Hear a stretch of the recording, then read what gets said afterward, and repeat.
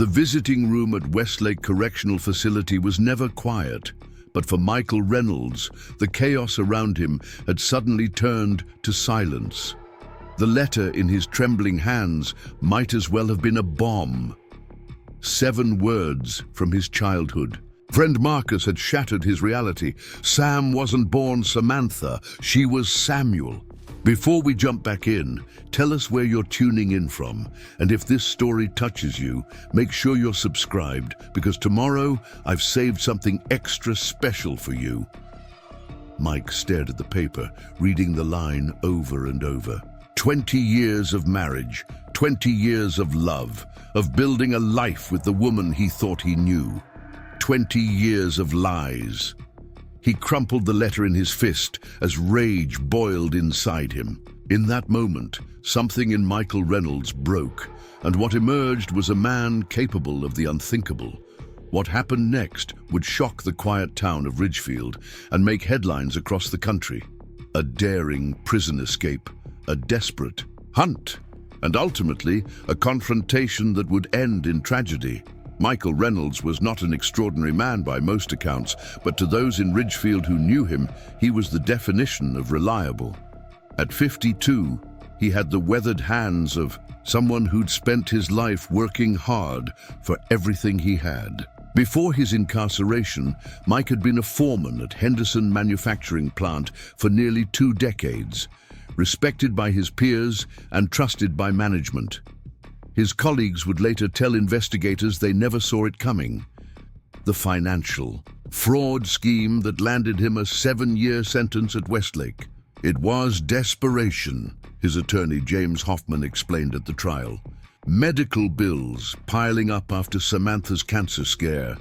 A mortgage underwater after the housing crisis. Mike made a terrible decision in a moment of weakness. The judge had been sympathetic, but firm. The law was the law, and Michael Reynolds would serve his time, but throughout the proceedings there was one constant presence in the courtroom. His wife Samantha, elegant and composed, her blonde hair always perfectly styled, her posture impeccable. She seemed to radiate a quiet strength that many noticed. Those two were inseparable. Linda Thompson, their neighbor of 15 years, would later tell reporters. Every morning, Sam would stand at the door and wave as Mike left for work. Every evening, they'd sit on their porch swing, just talking for hours. You don't see marriages like that anymore. Their story began in Chicago, 22 years earlier. Mike, then a young man with ambitions beyond his blue-collar upbringing, was attending a fundraiser with a friend when he spotted Samantha across the room. She wasn't the most conventionally beautiful woman there, but there was something about her, a confidence, a grace that drew him in immediately. "I knew the moment I saw her," Mike once told Trent Harding, his cellmate at Westlake. "Some people search their whole lives for that feeling. I got lucky, found it at 30. It wasn't an easy courtship. Samantha was reserved, almost guarded. She spoke little about her past, saying only that she had grown up in foster care after losing her parents young, that she had a brother named Daniel with whom she occasionally kept in touch, and that she had built a successful career as an interior designer. Mike respected her privacy, never pushing for details that seemed to cause her pain. After a year of dating, Mike proposed on the shores of Lake Michigan. 6 months later, they were married in a small ceremony with just a few friends present. Daniel, her only family, was noticeably absent. Traveling abroad, Samantha had explained with a tight smile. They moved to Ridgefield shortly after, drawn by a job opportunity for Mike and the charm of small-town life. Their inability to have children was a source of quiet sorrow, but they built a full life nonetheless. Their modest colonial home on Maple Street became known for its immaculate garden, Samantha's pride and joy, and their generous hospitality. They were fixtures at every community event, Gary Thompson recalled. Sam organized the best fundraisers for the Children's Hospital, and Mike was always the first to volunteer when someone needed help. You'd never know they had struggles of their own. Those struggles were primarily financial, a reality that eventually led to Mike's downfall. When the opportunity presented itself to skim funds from Henderson's accounts, the temptation proved too strong. Discovery came swiftly, followed by arrest, trial, and incarceration. Samantha visited faithfully every weekend for the first 3 years of his sentence. Her letters arrived like clockwork twice a week, filled with neighborhood news, memories of better times, and promises of the life they would rebuild upon his release. Each visit, she appeared as composed and elegant as ever. Though Mike couldn't help but notice the subtle signs of aging, the fine lines around her eyes, the occasional strand of gray in her golden hair. "She's holding up better than most on the outside," Officer Jenkins once commented as he escorted Mike back to his cell after a visit. "My wife would have left my sorry ass by now." Mike had smiled weakly, pride and guilt warring inside him. Even in his darkest moments, he'd never doubted Samantha's love or loyalty. Until the visits suddenly became less frequent, until the letters began arriving with strange gaps between them, until the phone calls started going unanswered more often than not. "Something's wrong," Mike confided to Trent one night, 6 months before his scheduled release. "She's different, distracted. She says it's a big project she's working on, but I know my wife. She's hiding something." Trent, a 3-time offender with a cynical worldview, had laughed. "Wake up, man. She's probably found someone else. Happens all the time." Mike had lashed out, nearly earning himself a trip to solitary, but the seed of doubt had been planted. He began scrutinizing Samantha's letters, looking for clues, reading between lines. He began asking probing questions during visits, watching her reactions carefully. "Daniel's health problems have gotten worse," she mentioned during one such visit, not meeting his eyes. "I've been helping him with medical appointments." "Daniel? You barely speak to your brother. Since when are you so involved in his life?" Samantha had smiled tightly. "People change, Mike. We've reconnected. He needs me." The explanation seemed plausible enough, but something about her delivery felt rehearsed. Mike began having trouble sleeping, spending nights staring at the concrete ceiling of his cell, playing and replaying conversations in his mind. Then the visits stopped entirely. For 2 months, nothing. No explanation, no letters, no calls. Accepted. Mike's inquiries to mutual friends went unanswered. His anxiety turned to fear, then to anger. That's when the letter from Marcus arrived. A letter that shouldn't have been possible, as Marcus wasn't on Mike's approved correspondence list. Somehow, it had slipped through, carrying its devastating revelation. "I wouldn't be telling you this if I didn't think you deserved the truth," Marcus had written.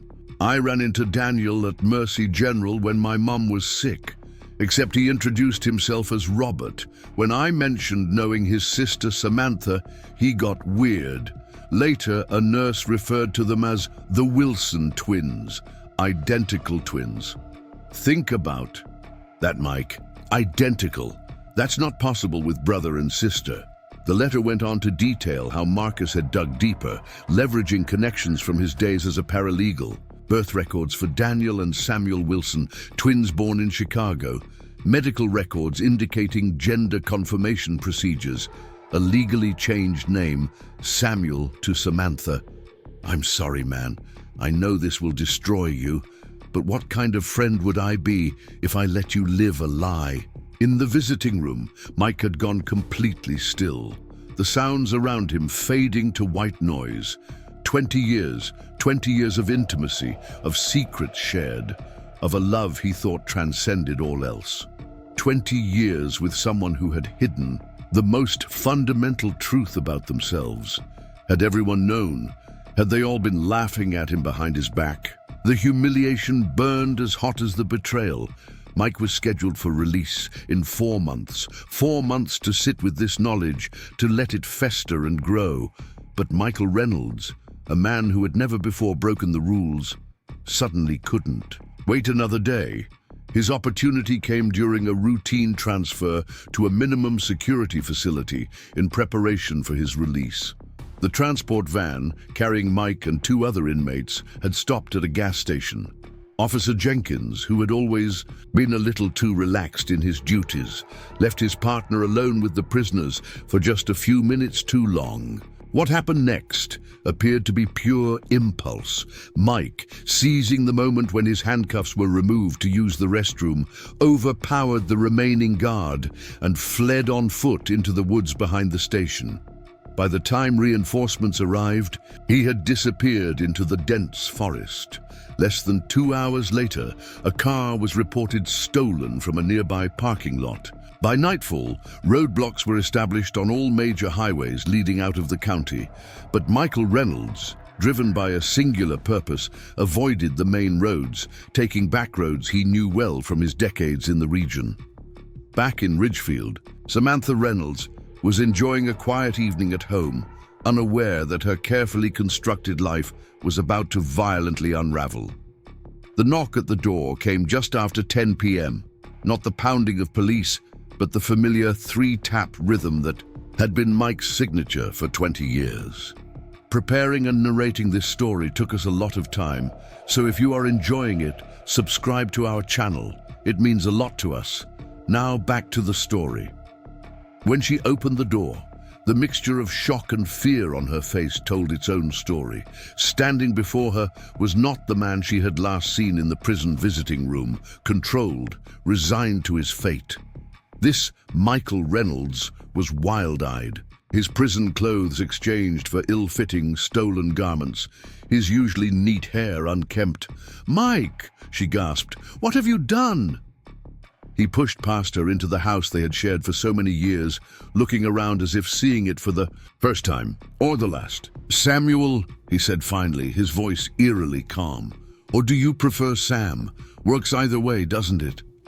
The color drained from Samantha's face. Her hand went to her throat, an unconscious protective gesture. "Who told you? Does it matter?" Mike's laugh held no humor. 20 years, Sam. 20 years of lies."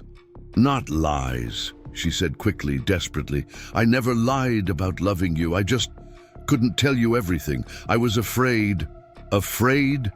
Mike's voice rose. "Afraid? What about me?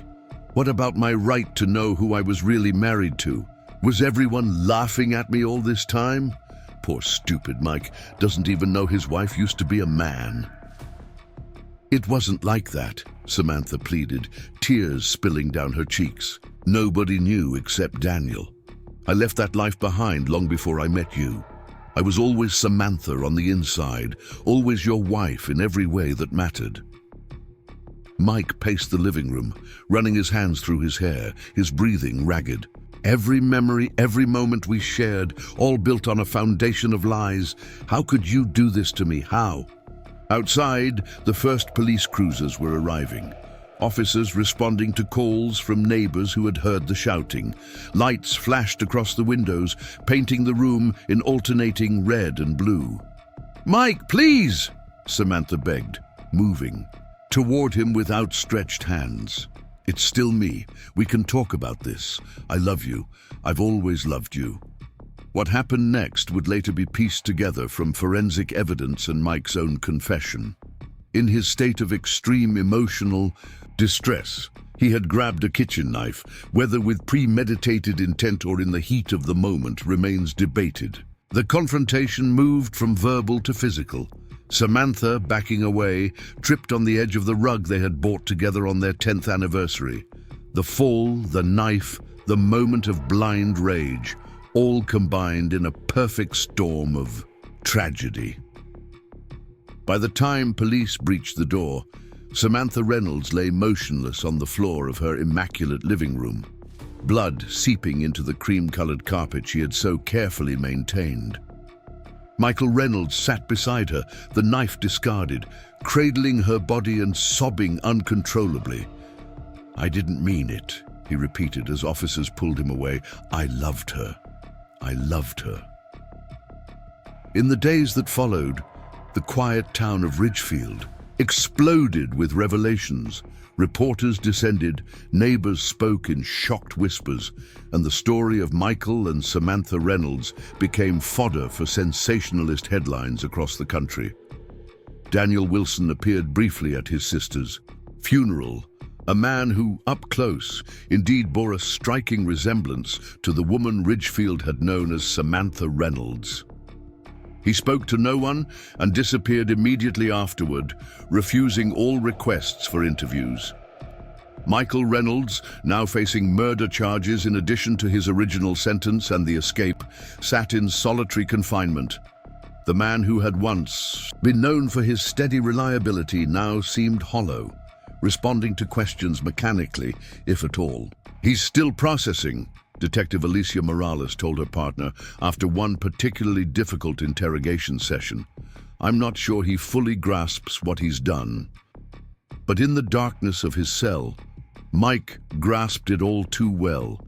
In moments of clarity between grief and rage, he understood that in his desperate need to confront the lie, he had destroyed the one truth that might have saved them both.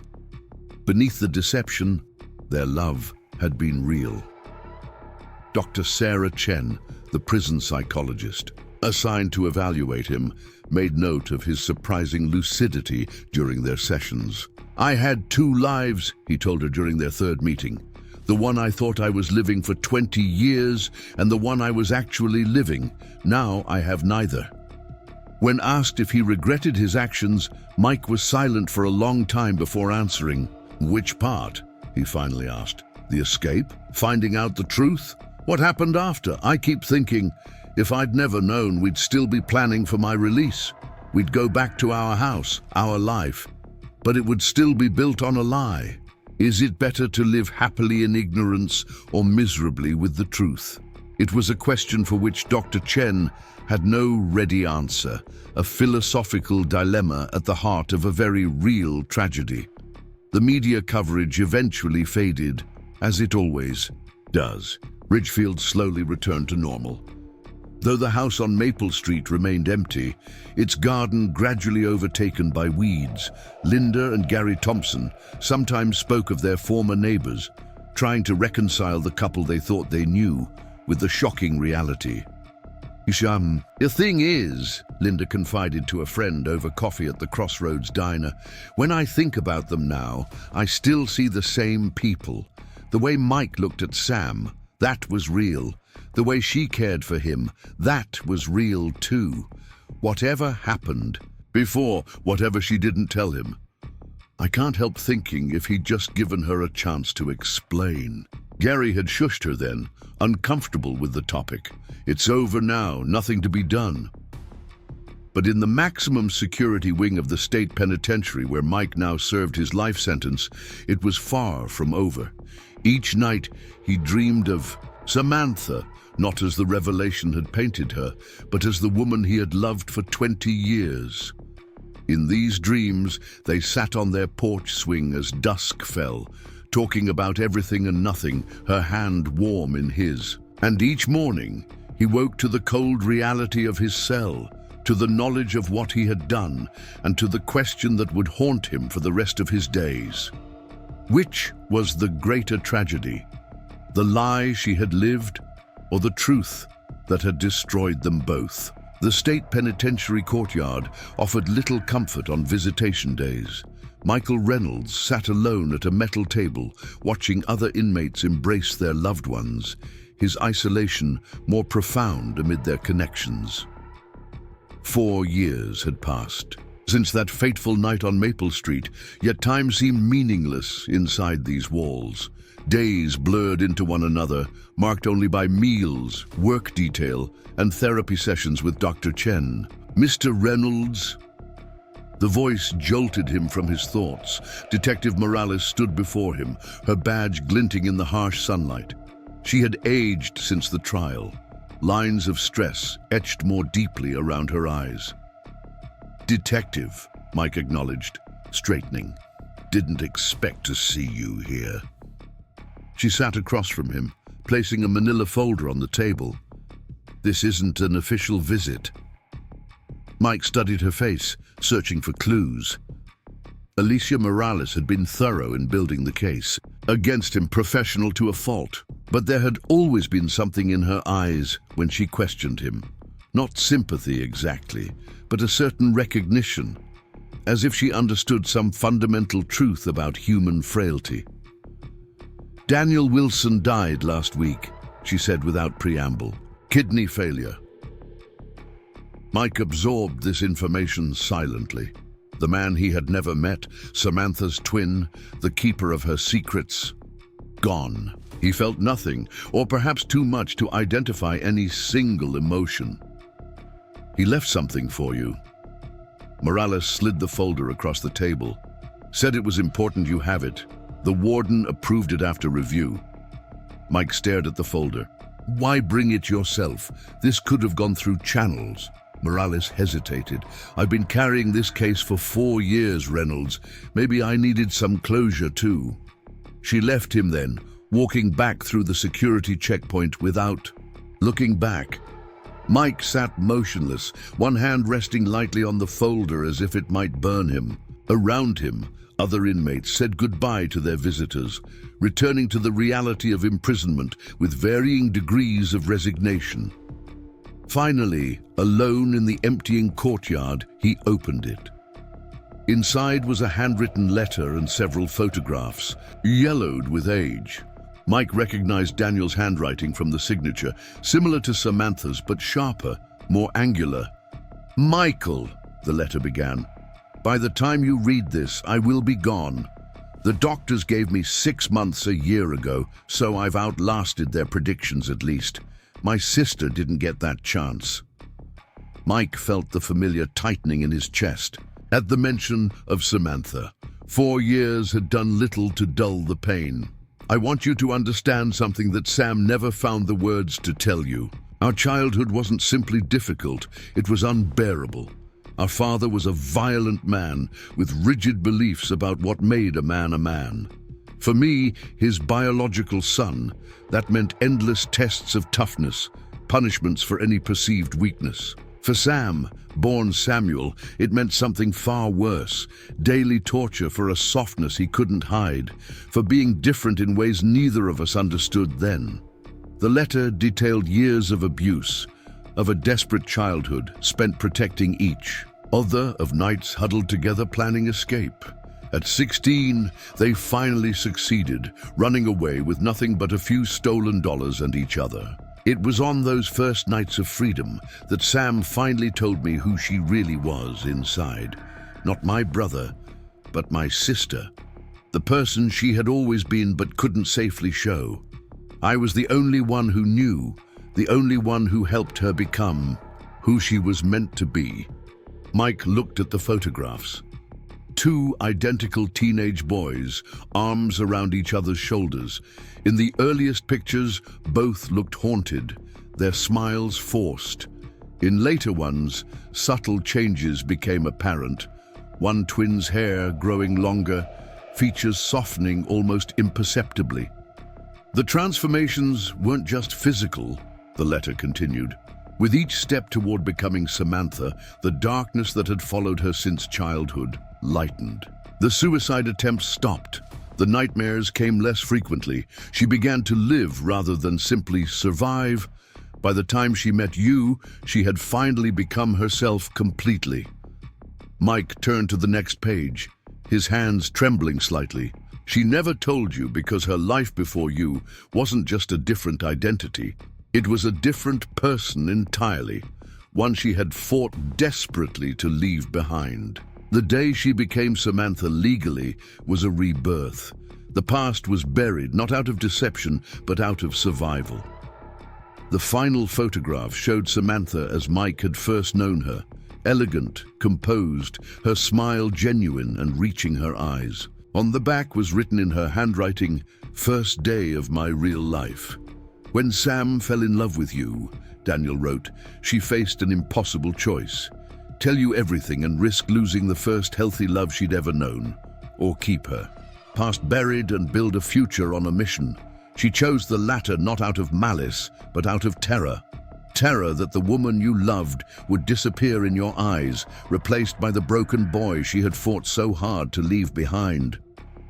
Mike closed his eyes, memories washing over him, Samantha's reluctance to discuss her childhood, her nightmares in the early years of their marriage, the inexplicable panic attacks that occasionally gripped her when they encountered certain types of men, Mike now realized, who resembled their father.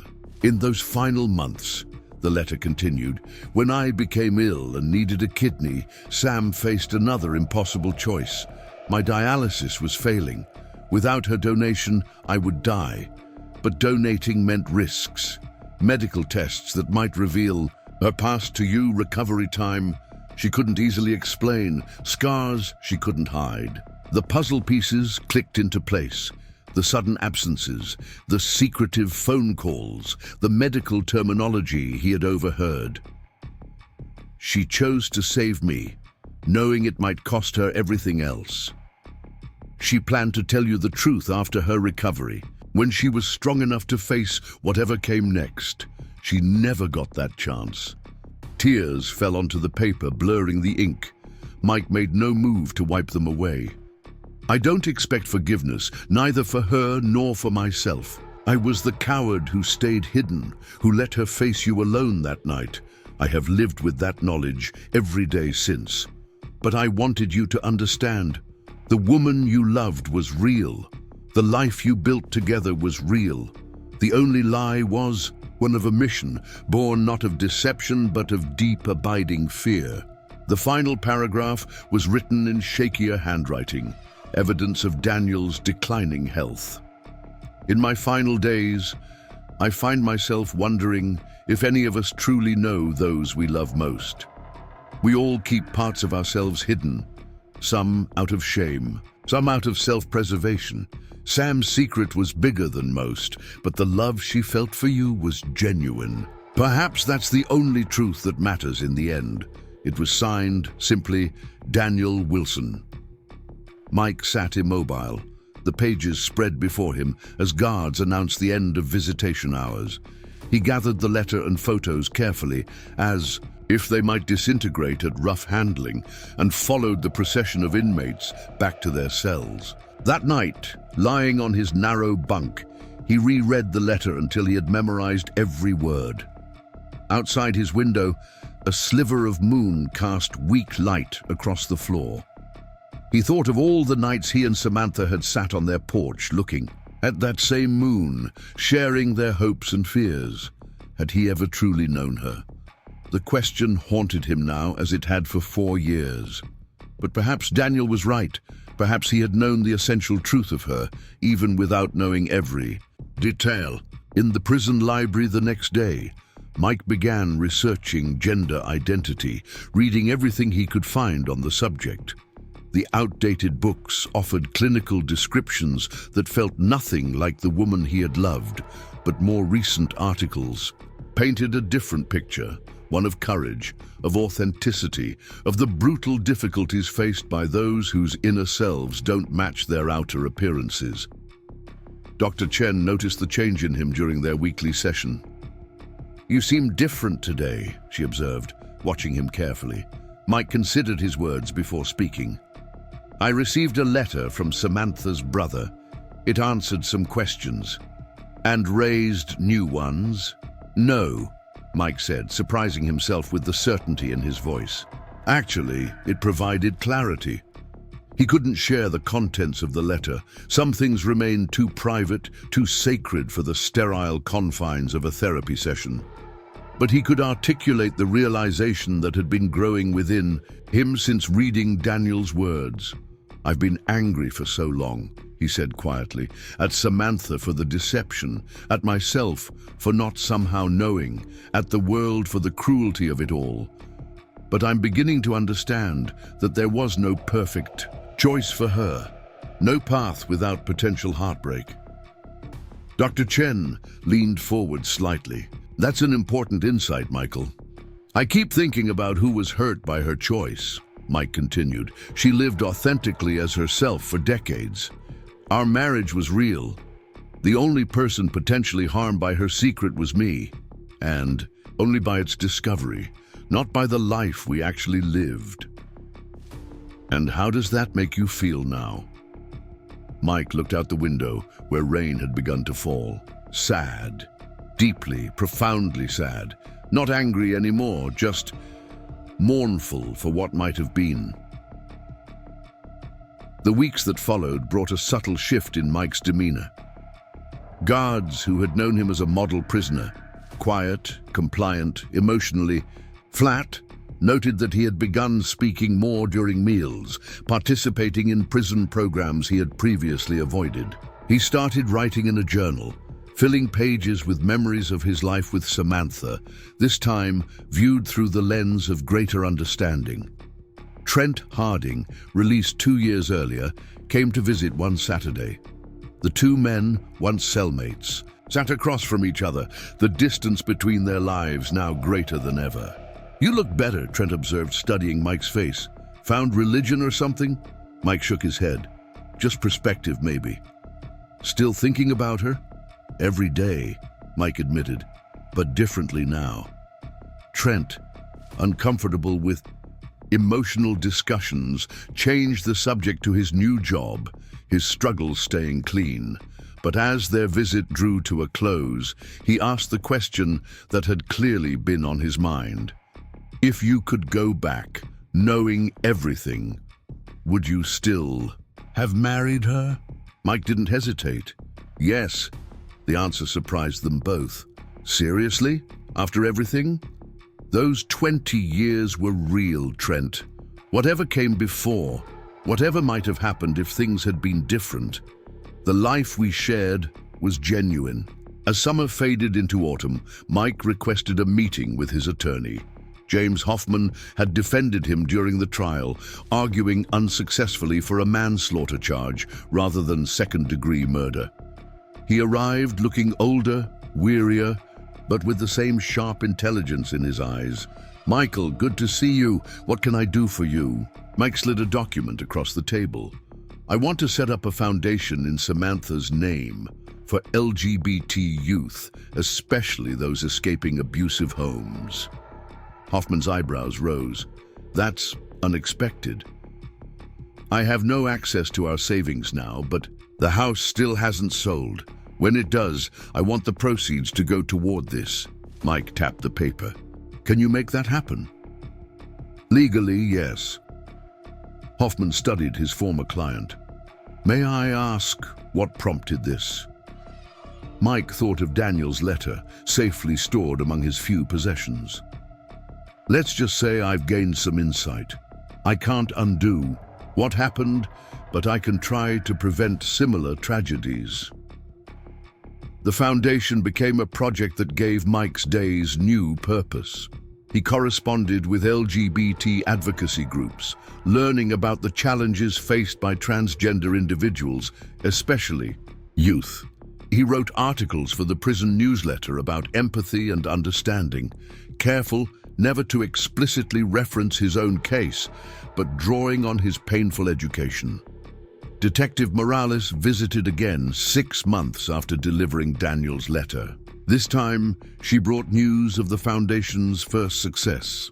A shelter in Chicago had opened using the initial funding from the sale of the house on Maple Street. "They've named it the Samantha Reynolds Haven," she told him, sliding across a newspaper clipping with a photo of the ribbon-cutting ceremony. "Thought you'd want to know." Mike traced the name in the headline with his fingertip. "Thank you for bringing this." Morales hesitated, then asked the question that had clearly been on her mind. "Does it help? Doing this?" "It doesn't erase what happened," Mike answered honestly. "Nothing could, but it gives meaning to her life, and to mine, even in here." As the detective prepared to leave, Mike asked, "Why did you really bring me? Daniel's letter yourself?" "The truth this time." Morales looked at him for a long moment. "My sister is transgender," she said finally. "She struggled for years before she found the courage to transition. Watching your case unfold, it hit close to home. made me think about how easily lives can be destroyed by fear and misunderstanding. Mike nodded slowly. Thank you for telling me that. She offered a small smile. The foundation is doing good work. That matters. That night in his cell, Mike dreamed of Samantha for the first time in months. Not the nightmare that had haunted him. Her body, on their living room floor, blood pooling beneath her, but a gentle memory of their 15th anniversary. They had gone to the lake, rented a small boat, spent the day drifting on calm waters.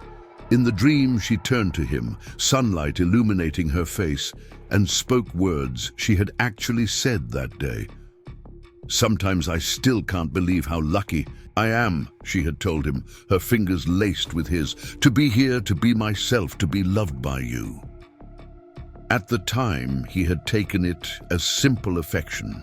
Now, understanding the journey that had brought her to that moment, the words held deeper significance.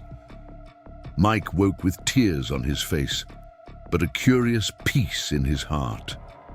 He would spend the rest of his life in this place, paying for a moment of uncontrollable rage that had destroyed everything. The guilt would never leave him. But perhaps, through the foundation and his own internal work, something meaningful could emerge from the tragedy. Not redemption, which he neither expected nor felt he deserved, but understanding. A legacy that honored who Samantha truly was, not how she had died. 7 years to the day after Samantha's death, Mike received an unexpected visitor. Linda Thompson, their former neighbor, had come with Gary. They sat awkwardly across from him, clearly uncertain about this meeting. We've been volunteering at the Haven, Linda explained after initial pleasantries, helping kids who remind me a little of how Sam must have been, though I didn't know it then. Thank you for doing that, Mike said sincerely. I brought something. Linda reached into her purse and withdrew a small, worn book. We found this when we were helping clear out your house for the sale. It must have fallen behind the bookshelf in your bedroom. Mike accepted the journal, recognizing it immediately as Samantha's. His hands trembled slightly as he opened it. We didn't read it, Gary assured him quickly. Didn't seem right, but we thought you should have it. Inside were Samantha's private thoughts, dating back to the early years of their marriage. Mike flipped to the final entry, written just days before his escape from prison transport. Daniel needs my kidney. The tests confirm I'm a match, as I knew I would be. The procedure is next week, and I've made the decision. When it's over, when I'm recovered, I'm going to tell Mike everything. All these years of keeping my past hidden, of fearing discovery. I can't do it anymore. Not when I've seen how quickly life can be taken away. Daniel says I'm taking an unnecessary risk. Maybe he's right, but I love Mike too much to keep lying, even by omission. I have to believe that the man who has loved me for 20 years will still see me, the real me, even after he knows the truth. And if he doesn't, at least I'll have lived honestly, completely, for once in my life. Mike closed the journal, holding it against his chest. The final realization struck him with the force of absolute clarity. Samantha had been planning to tell him everything. She had found the courage he had never given her the chance to demonstrate. In his blind rage upon discovering her secret, he had destroyed not only her life, but the possibility of understanding, forgiveness, and continued love. Is it helpful? Linda asked gently, misinterpreting his silence as distress. We wasn't sure if we should bring it. Yes, Mike managed, his voice thick. Yes, it helps, thank you. That night, alone in his cell, Mike read the journal from beginning to end. Through Samantha's words, he experienced their shared life from her perspective, her joy in their love, her constant fear of discovery, her gratitude for the life they had built together. Her final entry revealed a woman who had finally gathered the courage to live without secrets, without fear, only to have that possibility extinguished in a single moment of violence. As dawn broke, Mike Reynolds came to terms with the most painful truth of all. Samantha had been ready to risk everything for honesty, while he had destroyed everything because he couldn't face it. The tragedy wasn't just that she had died, but that she had died on the threshold of the authentic life she had worked so hard to create, a life that might have included him if only he had been willing to listen. The journal now sat beside Daniel's letter among his few possessions, testaments to a complex truth he had been too blind to see, and to the love that, despite everything, had been real all along. Up next, you've got two more standout stories. Right on your screen. If this one hit the mark, you won't want to pass these up. Just click and check them out.